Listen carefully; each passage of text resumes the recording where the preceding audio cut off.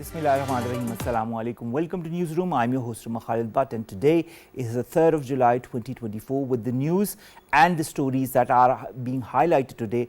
I am Omar Khalid, and our first story, ladies and gentlemen, concerns the SCO Summit in Astana, where our Prime Minister, Mr. Shehbaz has arrived. And of course, he's going to attend the twin summits of the SCO Council of Heads of State as well as SCO Plus. The SCO, of course, as we very well know, since 2001 has been an organization of paramount importance.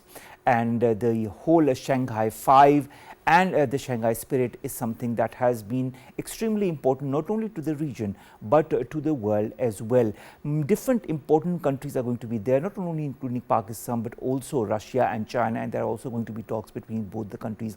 As far as Pakistan is concerned, our Prime Minister has had talks with the Russian President, and of course there have been very important discussions and avenues of bilateral cooperation that have been highlighted during that meeting. That and more is going to be discussed during our first segment as part of the SCO Heads of State Summit. Our second story, ladies and gentlemen, concerns the Gandhi-Modi debate. Now, since Narendra Modi took power for a third time as Prime Minister, this time with a shakier ground because of the fact that he does not have as many seats as he had the last time, and so he has been forced to be in a coalition with other members of the parliament. This said, there has been a spat of words in the parliament between Rahul Gandhi as well as Narendra Modi, whether it be on the importance of the pre-medical examination and the papers that have been leaked, and how Narendra Modi government is deliberately trying to evade any discussion on that, whether it be Narendra Modi that has been levelling different allegations, whether it be during the election campaign against the combined opposition alliance known as India, or even now once he has taken oath as the Prime Minister of India, he continues to barge allegations on the Congress party. This and more is also going to be discussed in our second story that concerns the Narendra Modi and Rahul Gandhi spat in the parliament and out of the parliament as well. Then we are going to talk about we're going to go back to India as well and talk about the 120 people who've been killed in an Indian stampede, more than 3 times the permitted number of people who attended this Hindu religious event in North India culminated in a stampede and killing at least 121 people. Most of the victims of this stampede were women. Finally, we are going to talk about horses that are now being used to help neurological patients restore movements and confidence in themselves in an area of Rome that once used to host horse races. 4 horses and 2 ponies move in a much slower pace to help neurological patients restore their movements and confidence. I think it's a very interesting move in the right direction, and animals I have known to be very solid partners for human beings, not only in their homes in the forms of dogs or cats, or also in this form with horses, helping the patients gain their stability in neurological conditions. Let's begin with our first segment, and that concerns the SCO Summit. Our Prime Minister Shehbaz is in Astana in Kazakhstan to attend the twin summits of the SCO Councils of Heads of State and the SCO Plus. We've been joined by Dr. Jamil Khan, former ambassador and a regular in our show. Thank you very much, Dr. Jamil, to have joined us, and after a long hiatus. So welcome back to our show. We'll begin with the arrival of our Prime Minister to Astana. He was in Tajikistan and now he's here. But of course, he's attending these twin summits of the SCO Heads of State and SCO Plus. SCO, as we very well know, is a high priority of Pakistan, has been, as the different statements that have emanated in Pakistan's role in the past as far as the SCO is concerned as well. How important is, in your point of view, is the SCO as a platform for the implementation of the shared vision of all the countries that form part of the SCO, including Pakistan? And how important do you feel has been Pakistan's role in the Shanghai Cooperation Organization? Basically, the importance and the significance of SCO, more than ever, I think the most historical, I would say, this particular 24th SCO Summit of the Head of State. And why I'm saying so is that the fast-changing global geopolitical landscape, it automatically improves the significance of Shanghai Cooperation Organization. And imagine Shanghai Cooperation Organization, the world four nuclear power, and also about 40% of the world population live in these countries of members of the Shanghai Cooperation Organization. And about if we include Eurasia, the 60% of total economy is controlled and 40% of the total global economy. So that is the significance of it. But more importantly, now the world is changing and the landscape is changing. Basically, the world is changing and it's shifting from global west to global east. And basically, what are those indicators? If we talk about the economy of the world, if we talk about the increased political influence, gradually increasing political influence, if we talk about the space weaponization, if we talk about the trade, if we talk about the manufacturing, then the shift we can see. And why this shift and why these indicators, what I have just mentioned, it makes the Shanghai Cooperation Organization so significant. China, Russia together are now as a trading partner, as a partner who are exchanging their technology and also their collaboration on the defense industry. So all these things combined together, and particularly in the face of one major factor which is recognized by the all world community members, that China since 2010 is the biggest manufacturing country of the world. China since 2013 is the biggest trading country of the world. China has about 140 countries who have collaborated with China with the BRI, about $3 trillion, 1 trillion already spent, remaining 2 trillion. Now, Shanghai Cooperation Organization, China has already done massive infrastructural improvement with the collaboration of the Central Asian country, like it's doing it in other parts, but more importantly, Central Asian country, where China has already built those highways from China to Tajikistan and to Kazakhstan and onward. It's connecting Eurasia complete. So if we bear these factors in mind, and also the changing shift towards the conflicts which we have in the world, may it be Ukraine in particular, and Gaza conflict, which we've been discussing from time to time. Maybe it's out of the scope of this discussion. But Ukraine, you'll find it that during the SCO Summit, even during bilateral engagement with President Putin, you'll find that so many head of states, they must have brought it under the discussion, the Ukraine. So once that happens, when you talk of Russia, Jamil Saab, you talk of Russia. Let's also talk on the importance of SCO not only as a platform for regional collaboration but also for bilateral collaboration. We know that Shehbaz Sharif Saab has met with Vladimir Putin, and one of the points on the top of the agenda of their meeting was economy and improving the bilateral relations between the two, whether it be energy, whether it be other platforms. They were all discussed in the ambit of trade and bilateral cooperation. Do you feel that the SCO is also that platform that could benefit all the countries involved as a region, I mean as part of the SCO, but also individually in their bilateral talks? And all the multilateral, particularly in the Shanghai Cooperation Organization, because of its proximity, because of its current connectivity and the future connectivity, definitely Russia becomes a big player, and the bilateral relation with each other. Like yesterday, was the Prime Minister of Pakistan, Shehbaz Sharif Saab, once he was discussing various bilateral factors, then trade was at the top of it. So today, once our Prime Minister met with the President of Russia, in that also they brought under discussion the mutual interest and cooperation, and then also strengthening bilateral relation at the strategic level. And strategic level means it encompasses all kind of other collaboration and cooperation. So Russians were quite forthcoming even in past, but somehow our foreign policy had a different tangent and different direction.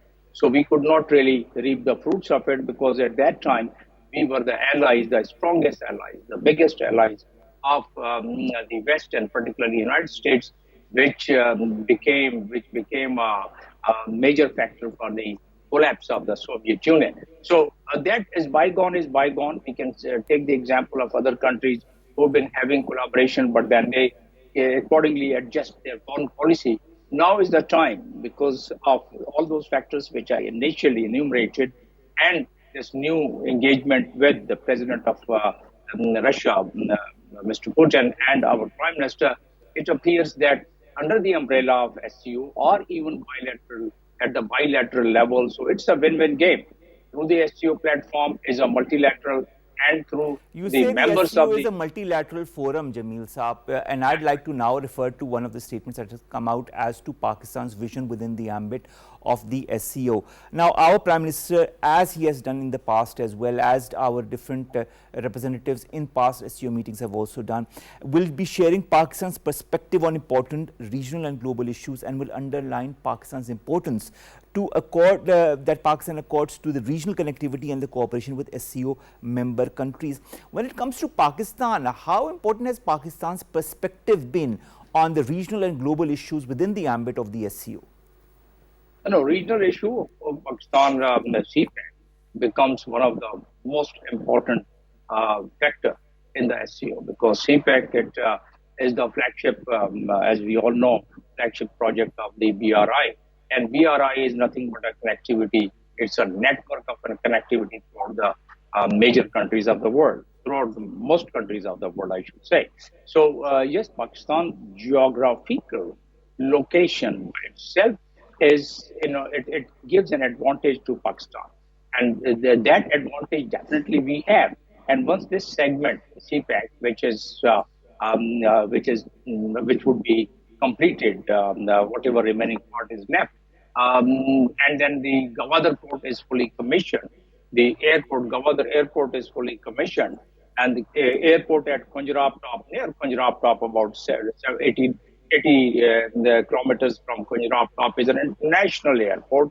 So all these are the dots of the connectivity that automatically helps SCO, that automatically helps ECO, which is Economic Cooperation Organization, of which there are common members like Iran, Pakistan, Turkey, are the common member of the ECO, and some is the Central Asian countries as well. So this completely a complete net of the mutual benefit. And now you also raised the question about the bilateral benefits. All the members, they are free to have their bilateral agreements and bilateral discuss their bilateral interest and improve. Any bilateral improvement in the bilateral relations would automatically benefit SCO. And SCO is not the same SCO which it was 2001 onward.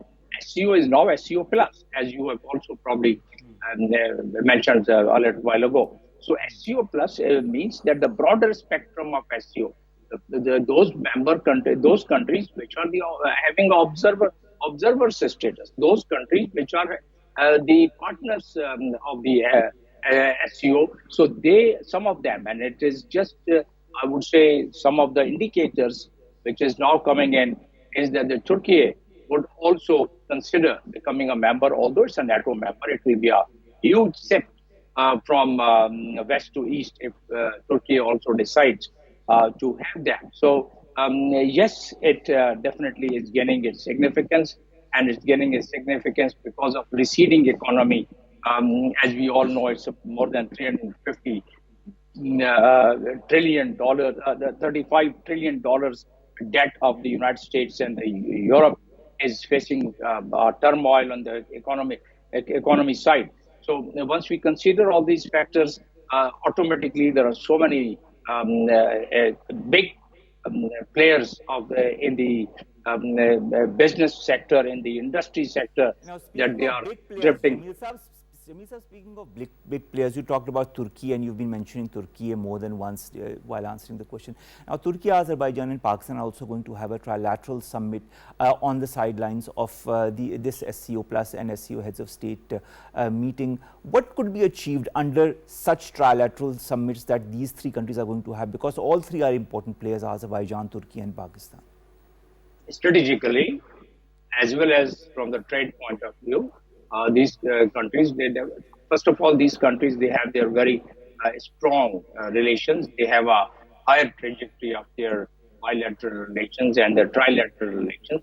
All three of the three countries, Pakistan, Azerbaijan, and Turkey. So, and they have collaborated in past. Once we had the Paraguay and other conflicts in the recent past, and even at so many other the occasions in past that they've been collaborated at the world stage. So yes, they not only it benefits these three countries in terms of trade, in terms of commerce, in terms of defense, in terms of defense industry, and in terms of supporting each other at the international stage, which means that if we are contesting election in Security Council or in any other platform in the world, if there is some resolution being moved in General Assembly or the Security Council or other places, these non-permanent members and the permanent members, they come for the support. If you have a better and strong bilateral relations, if you have a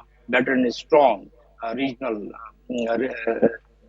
collaboration and cooperation, the very charter of our SCO, Chapter 1, it very clearly illustrates about the interesting or the strengthening the friendship and multifaceted collaboration of, in trade economy. Jamil Saab, you talk of friendship and multifaceted relations. All these multifaceted relationships and friendships can only foster under an environment that is conducive for these relationships, and we have seen a lot that has been happening as far as the security is concerned. One of the primary focus of the SCO Summit is also regional security. Member states are expected to discuss the comprehensive strategy to combat terrorism, extremism, separatism and cybercrime. If you remember well, some time back, and also many a times our Prime Minister has been talking about our government not wanting to tolerate any cross-border terrorism, and I'm talking vis-a-vis Afghanistan. What kind of regional approach do you feel needs to be adopted when it comes to extremism, separatism, cybercrime, terrorism, with a geopolitical landscape that is becoming increasingly complex? Cooperation in these areas, of course, is quite essential to maintain stability and ensuring the safety of citizens across the region. So I feel, Jamil Saab, that this is one of the primary aspects that needs to be highlighted and discussed in detail during this SCO Plus meeting and the SCO Heads of State meeting, because when you have an environment that is free of elements such as extremism, separatism, cybercrime and terrorism, only then can you foster and move towards other important avenues like trade, like multifaceted relations between different countries, like strengthening the region, like talking about bilateral trade, trilateral trade, and so many other important avenues that the SCO is famous for. And I feel that this is something that also needs to be discussed on a different parlors under the ambit of the SCO. Now, when you talk of the SCO, this is a permanent intergovernmental international organization which was established on the 16th of June 2001 in Shanghai by the Republic of Kazakhstan, the People's Republic of China, the Kyrgyz Republic, the Russian Federation, the Republic of Tajikistan and the Republic of Uzbekistan. Its predecessor was the mechanism of the Shanghai Five. In 2002, the Charter of the Shanghai Cooperation Organization was signed at the meeting of the Council of the Heads of State in St. Petersburg, which entered into force on September 19, 2003, and of course it is a statute that stipulates the goals, principles, structure and major areas of the actives and activities of the organization. The goals of the SCO that are very important include strengthening mutual trust, friendship and good neighborliness between the member states, encourage effective cooperation between the member states in such spheres such as politics, trade, economy, science and technology, culture, education, energy, transport, tourism, environmental protection and others. And all of these are important in an environment that could be free of extremism, separatism, cybercrime and terrorism. Ambassador Jamil Khan Saab, when we know the terrorism and this, the security threats that Pakistan has been facing since the last couple of months, how important do you feel the SCO will be when one of the major focuses of the SCO Summit is also regional security? to talk about and reach towards a regional solution to combat these issues? No, I think that that's one of the reasons that the Afghan Taliban, yeah, we have noticed yesterday what permanent representative of Russia has made statement in the United Nations yesterday about their membership or about this recognition of Afghanistan. Now, my understanding is that Afghanistan is being engaged through this platform as well, which is China, Russia, and some of the countries, neighboring countries of Afghanistan. So, security issue, besides other things, there have been a collaboration in that, but they would. There is a pledge. In fact, that's an embedded feature of SCO about the security component and terrorism. So they have done their joint exercises as well, both military exercise and other exercises to really combat that. So it appears that the regional approach towards the security, towards the terrorism, would also be adopted, and then that would further be strengthened. Because without which, as you mentioned during your also narration, that without security, all what is enunciated in the charter of the SCO cannot be really achieved unless we have a stability in this entire. Prime Minister Pakistan yesterday, even yesterday, he mentioned in his meeting in the Shambe that security is one of the major components. Without no peace, no trade. This is what he mentioned yesterday in his press engagement in the Shambe. So you're so right, and there can't be any two opinion that, and all the members are, seem to be very cognizant about it. Not only SCO, but the ECO members. Afghanistan is part of ECO members, and Azerbaijan is part of ECO members. Iran is a common member of the SCO, and the ECO Turkey is now engaging as SCO plus. So Turkey is part of SCO plus, Turkmenistan. So if we bring in those factors, then Article 3 of the charter, SCO charter, that also dilates upon very clearly about the mutual cooperation and stability and mutual drawing the mutual advantage.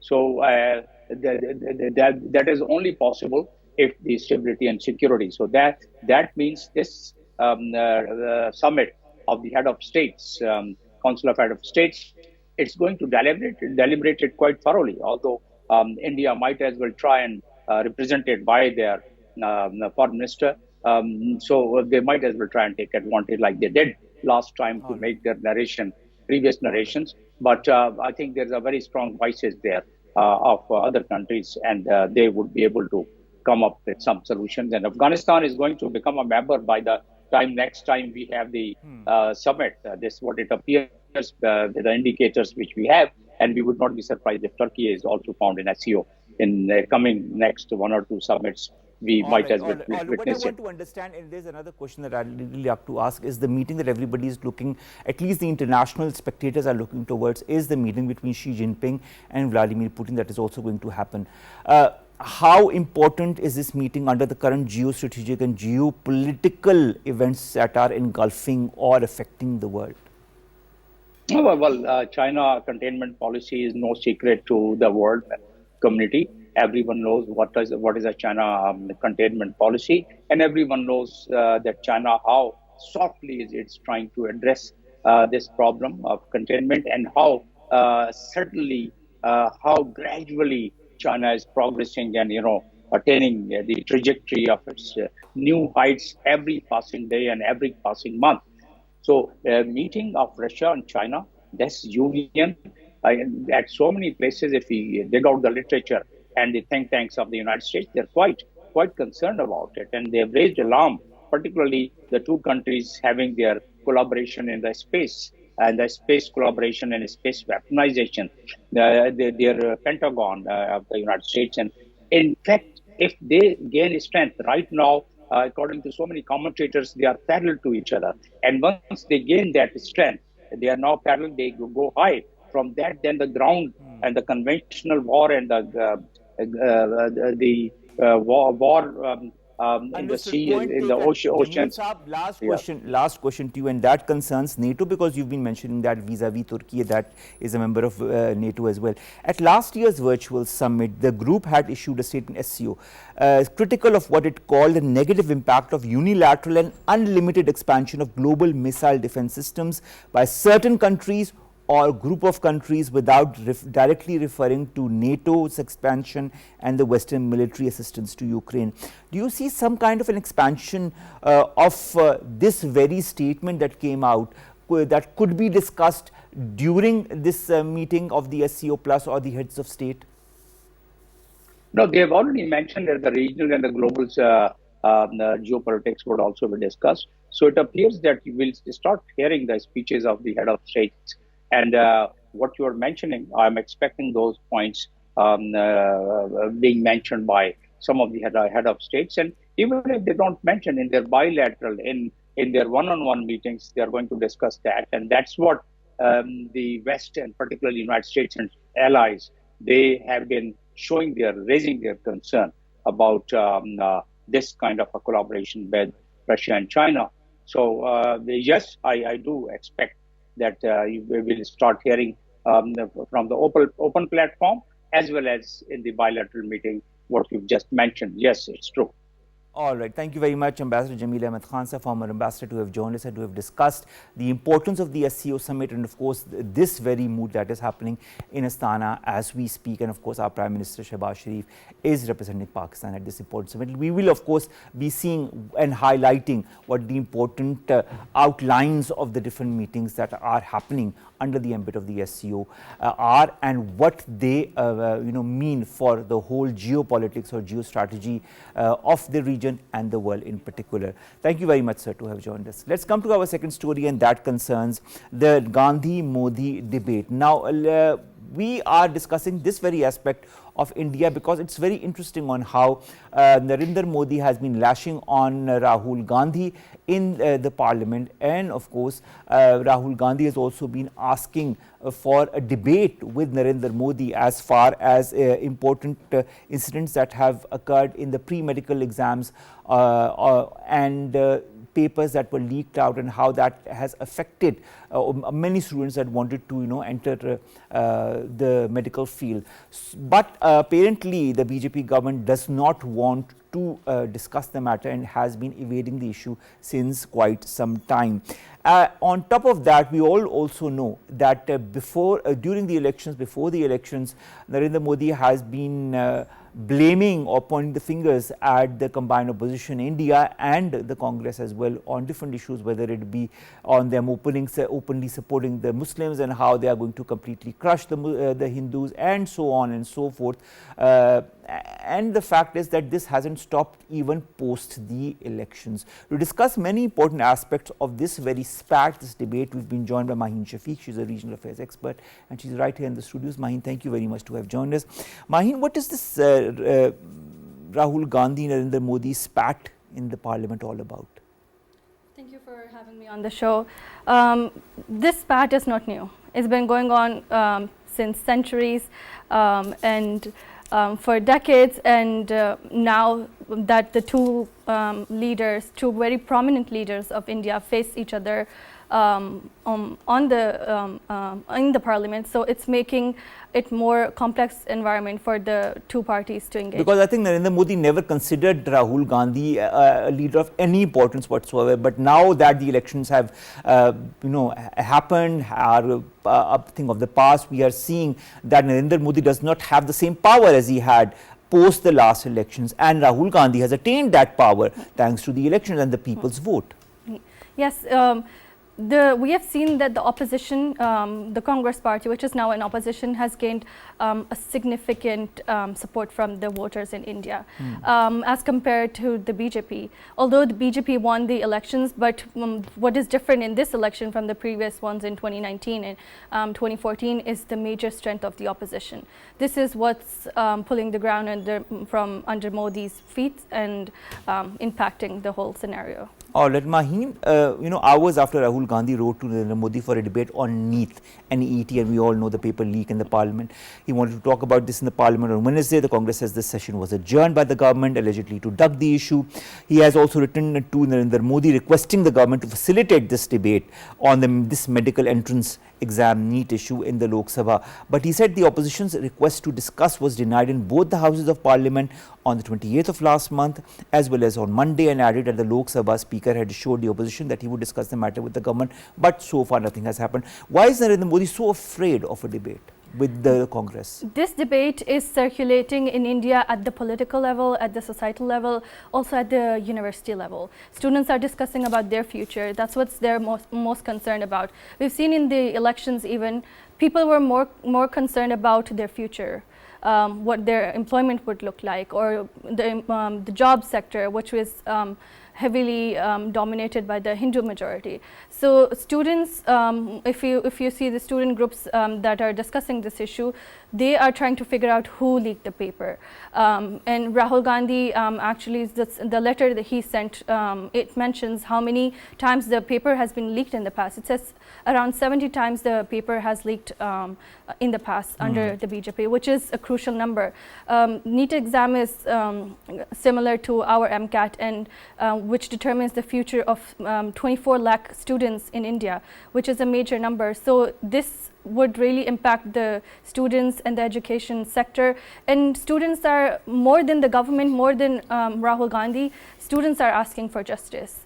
This time we have seen the voter turnout and voter empowerment in India, and the next generation, the youth, is coming out and asking the Congress and the Congress to push this agenda, as well as while the BJP is neglecting this.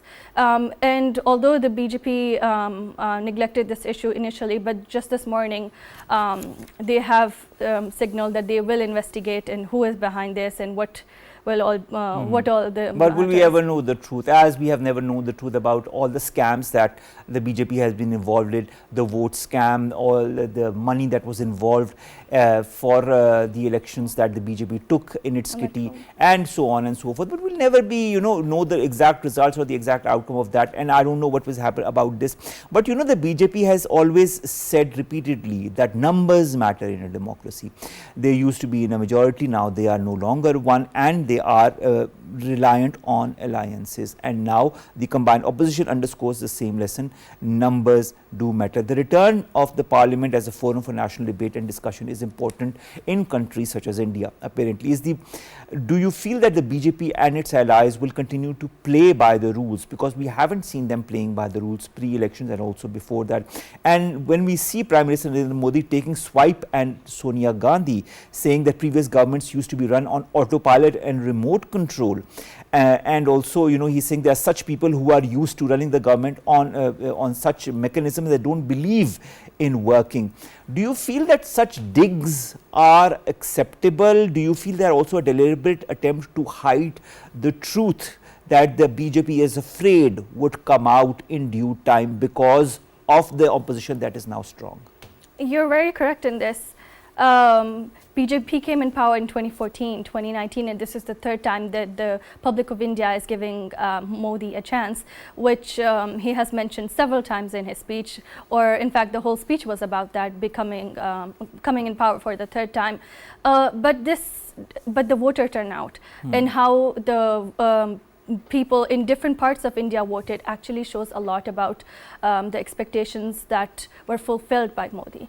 He has only relied on appeasing the upper Hindu class, whereas majority of the people, which are lower or poor people, lower income classes within India, have not been satisfied. And that is why we've seen a sudden drop in Modi's popularity. Although Modi as a leader remains popular, but his vote count and the popularity of the BJP, especially the BJP leaders, as compared to the opposition leaders, whoever was standing in opposition to the BJP, was preferred by the people voting. So this shows a different trend within India. Or Maheen, also I'd like to understand, Modi in the parliament says and lauds his countrymen for giving a massive mandate to the BJP-led NDA. This says the people have prioritized welfare and defeated a divisive agenda of the Congress party. This is something I'd like to understand. What is the divisive agenda of the Congress party? Then Rahul Gandhi accuses Narendra Modi of Hinduism and violence and spreading falsehoods in the Lok Sabha, and Narendra Modi lashes out on the opposition, calls Rahul Gandhi Balak Buddhi, otherwise known as childish mind, and accuses him of associating Hindus with violence and spreading falsehoods in the Lok Sabha. Modi has also demanded stringent measures against Gandhi to uphold parliamentary democracy. What's your take on all of this? If you hear the debate, it's very interesting that went on in the parliament. It appears that Modi is ticked off by all the aspects that Rahul Gandhi used. He used placards to demonstrate what Modi calls decisive is about different religions. Divisive. So for Modi, united is what is behind India, or is behind the Hindu religion or the RSS ideology, or upholding the Hinduism. Whereas for Rahul Gandhi, it's obvious that he wants to incorporate other religions within its party. We have seen that BJP does not have any Muslim candidate, whereas there's none. There's no member of the although they fielded one, but he couldn't win. But on the other hand, Congress, they have Christians, they have Sikhs, they have Buddhists as well in their party, which shows that, and this aspect is what is not all right with Modi, and this is what he's considering here. Is Modi frustrated by the results of the elections? It's clearly evident from his expressions in the parliament.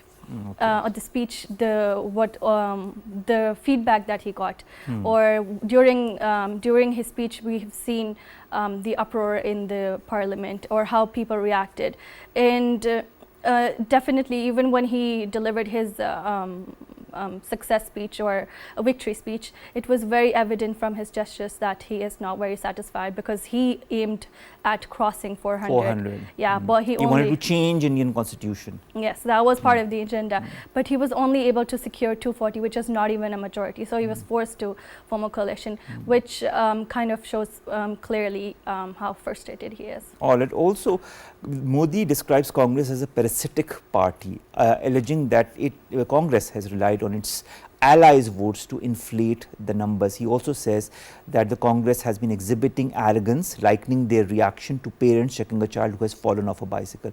Is the Congress indeed a parasitic party, in your point of view, as claimed by Modi, relying on its allies' votes to gain confidence or to inflate its numbers? Can that be said for the BJP as well, because it's done the same this time? True. So when you're pointing fingers, you're pointed at you. So now it's increasingly evident that BJP on its own is not as popular as it was initially. And there are several reasons why Modi could not win the trust of people again for him to for people to vote for him again. Whereas Congress, we have seen in several states how Congress and the other parties were able to win a significant majority as compared to the BJP leader, which is a shocking result, and we weren't expecting that. Maheen, this 135-minute speech of Narendra Modi, he said that the mandate of the Congress is to sit in the opposition and continue shouting once they run out of logical arguments. Now, one of what he calls running out of logical arguments is the Manipur issue that the Congress also highlighted. Is Manipur an illogical argument in your point of view? Manipur has taken a very important seat within the BJP, the agendas that BJP intends to ignore. BJP is basically an RSS-led ideology following Hindutva ideology, but the RSS leader Mohan Bhagwat, he has asked BJP leaders to cater to the violence in Manipur. So we're seeing a divergent approach within the BJP and the RSS. So it's kind of highlighting the different futures. Probably the BJP and RSS they hold, or are they working together anymore, or are their interests aligning? Will continue to work, and their interests will continue to align, because this is what works in the favor of the BJP and the Hindu hardline voters that have voted for them this time as well. Yes, yes. And then RSS leaders several times highlighted this, and there's a statement on their website as well that asks for justice for people in Manipur. But the violence in Manipur actually supports the Hindu rise, and this is something against Christianity, and that's something that BJP, considering Hindu ideology, would not condemn or counter. On the 1st of July this year, Rahul Gandhi, while attacking the BJP, and of course this is what he said because he was highlighting a lot of the truths that the BJP stood for. He said those who call themselves Hindus talk violence, hatred, untruth 24 hours. Narendra Modi criticizes these comments on Hinduism, calling the conspiracy to accuse Hindus a serious matter. First, is this a conspiracy to accuse Hindus, or is this more pointing fingers at the methodology of Narendra Modi and his BJP? Throughout his speech, Rahul Gandhi has constantly stated the violence that is being used against different other religions, especially Muslims. And this has been a continuous practice, and now it's becoming more and more accepted within the country. The difference is that this time the state is not really doing anything about it, although they have filed complaints and within the police. But we've also seen that within the police, majority of the inmates are Muslims. So violence is on the rise within India, and BJP is completely willing to ignore that because it is sort of a part in a lot of the peoples have said that it is part of this violence and it supports that violence. And as we've seen in Manipur, it's the BJP is completely ignoring the issue, which is leading to major polarization within the Indian society, which at the end is could have really devastating impact on India.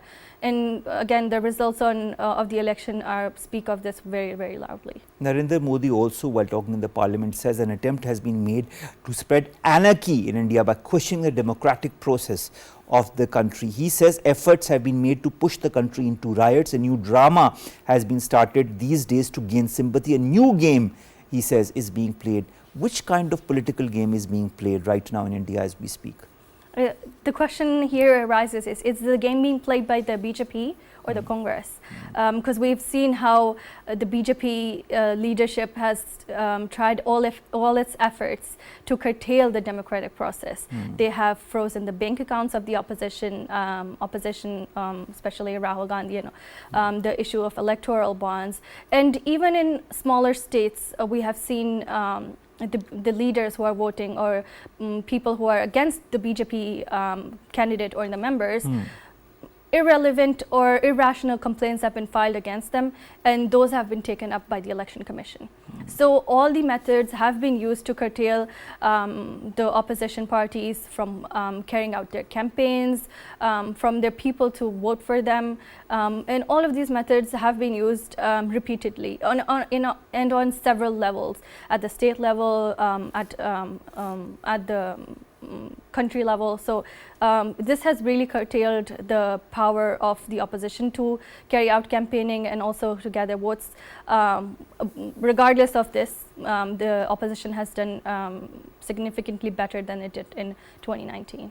All right. Now coming to the election campaign this year, there were two very significant objectives that the BJP had vis-a-vis all the speeches that Narendra Modi and his other BJP leaders did. One was trying to prove the Congress and the opposition parties as anti-Hindu in two minds of the voters, and secondly to present Muslims as in the country, that is in India, not in Pakistan, as a permanent enemy of the Hindus. This thinking continues to remain at the heart of the BJP strategy. Will this strategy continue to engulf the BJP and in the long term run the parliament as well through different discussions, accusations that the BJP and the Modi will continue to point towards India, the Congress leaders and others? This is a very, very critical question, especially the outcome of the Lok Sabha. People are questioning, especially after the speech of Mohan Bhagwat, RSS leader. He's mentioned in his speech regarding Christianity, regarding Muslims. And Rahul Gandhi also in parliament mentions about Muslims, about Christians, about Sikhs. So this leads to the question that and given the results that we have seen, this is the question that is BJP going to mellow down its hardcore Hindutva drive, hardcore anti-Muslim drive, because this is not it's getting... not just anti-Muslim, it's anti-Christian, it's anti-Sikh, it's anti-Dalit. Yeah, even within their within Hindu religion, yes, you're absolutely right about this. So are they going to use a moderate version to lure in more votes? And now, although they have had major successes in the northern state, but they're significantly trying to gain more votes in the southern states as well. It was only Andhra Pradesh where they could secure the support of their allies and they could form a party.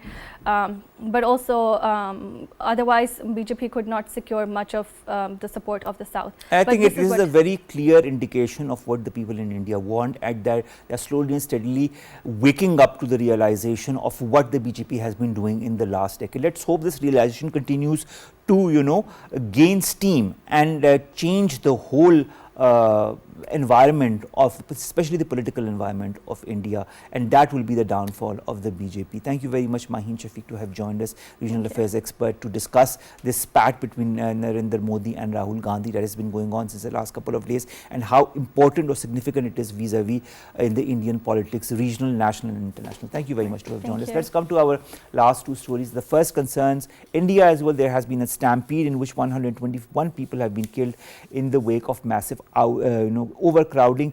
More than 3 times the permitted number of people attended a Hindu religious event in North India that culminated in a stampede, killing at least 121 people. The 250,000 people gathered for Tuesday's event in the Hathras district of Uttar Pradesh, which is about 200 kilometers from New Delhi. Despite permission being granted only for 80,000 people, there were much more as far as the initial number that had been granted is concerned.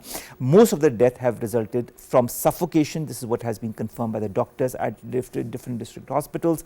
The injured are fewer, because when you get caught in a stampede, the injury will be mostly fractures, scratches or body pain, and most people get up and leave, but the deaths occur because they are crushed on this stampede. Amongst the 121 people dead are 112 women and 7 children. 31 have been injured according to the state authorities. Finally, ladies and gentlemen, therapy horses are now being used to help those with neurological disorders. It's something that is new, but something that is quite innovative in its technology and technique as well. In an area of Rome that once used to host horse races, 4 horses, 2 ponies are moving at a much slower pace to help neurological patients restore their movements as well as their confidence. The animals at the San Giovanni Battista Hospital allow some people to take their first halting steps after trauma, after strokes, degenerative diseases, as well as long COVID. A lot of patients have described the feeling as a beautiful one because they are in nature and they are in the company